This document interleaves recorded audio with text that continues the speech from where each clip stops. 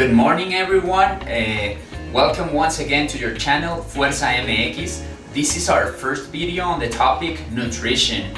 Today I simply want to show you some guidelines that you can check in yourself so you can make a better selection of the foods that you eat. First and foremost, let's talk about the new Canadian guidelines for nutrition. They just got them done in 2019, and it's very interesting proposition that they show us. They show us a plate. I'm gonna put the image around here somewhere, and they show us a plate that is divided in three parts. Half of it is veggies and fruits. Damn! Everybody knew these things were healthy, right? So now you know half your plate have to have them.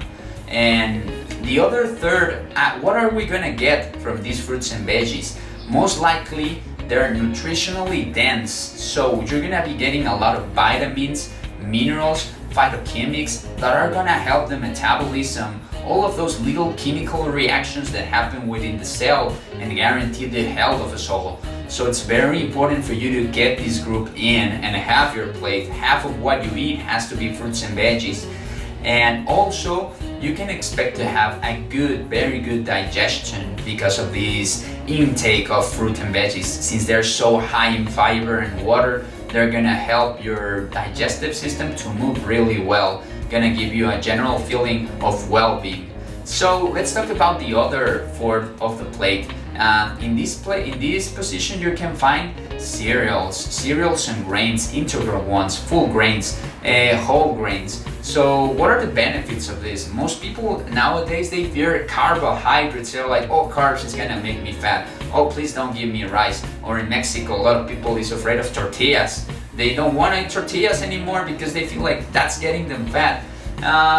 It's very important for us to understand that the excess of energy is, of course, gonna get us to store some body fat, and also to know that if we are very sedentary in our lifestyles, that's also gonna give us a disposition to store energy as fat. But most likely energy, you need to live. So it's very good for you to take carbs. It's gonna help your skin to look better. It's gonna help your level of hydration as well. And overall, it's gonna help your cognitive capacities. From all the carbohydrates or glucose that we intake in the diet and that we already have stored as glycogen or blood glucose, a third is gonna be used by your brain in the form of energy. So if you wanna have clear thoughts, easy decision making, and actually overall good cognitive performance, eating carbs, it's one of the most important things for you. And we always want to make a right decision. If you can if you can put your car some better gas, I bet you'll do to take care of your engine. So think the same to your body. You can actually get those carbs in to have a great quality fuel. And so, just don't misunderstand me. I'm not saying go ahead and eat all the bread and cookies that you want. Always you have to try and choose the whole grain or the tuberculous. Tuberculous are these roots that are under the earth, like potato, sweet potato, yam. All of these things are very tasteful, very energy dense, and with a lot of fiber. It's still good to add to your diet. In the other part of the Canadian plate, their new plate for guidelines of eating, you can find the protein group. They no longer say animal products because we all know the animal products have several design problems, and we'll talk about later on. But right now, let's focus on what we can see in this Canadian plate. You can see that's actually illustrated a lot of vegetable sources of protein, legumes such as beans, chickpeas, lentils. These are very good for you. It will give you a high amount of protein, like 8 to 10 grams per portion, and actually very close to what meat could give us. But it won't have any of those detrimental characteristics of meat, like it could be the hormones that they add during the raising of the animals, the saturated fat, cholesterol, and the endotoxins resulting from all the products that they use in meat. So very good in legumes. You can actually find fiber, phytonutrients, antioxidants, and a little bit of carbs, low releasing carbs, lots of fiber to actually help you go to the bathroom better, in a more comfortable way. So I strongly suggest you give this plate a try. It's very, very tasteful, very healthy. And little by little, if you still feel like you need to eat a lot of animal products, try and do it once a day. You can still go for the most fat-free options, which is like chicken breast, fish, tuna. Those things will help you, but just give it a try, see how you feel. And don't get scared if you go to the bathroom too often. Remember, the only way that we have to get rid of toxins is to get them out of the body. Most likely we're gonna do it by peeing and by poo, so it's very good for you to go to the bathroom. It will help you feel better, it will help you lose weight. So go ahead and try it. Next proposal I want to show you, it's already a little bit older proposition that we had here in Mexico. Our National Institute for Nutrition developed a pyramid that is segmenting the food for a level of danger that it could pose to our health. So in the base, no surprise, fruits and veggies. I'm gonna be placing the image around so you see it.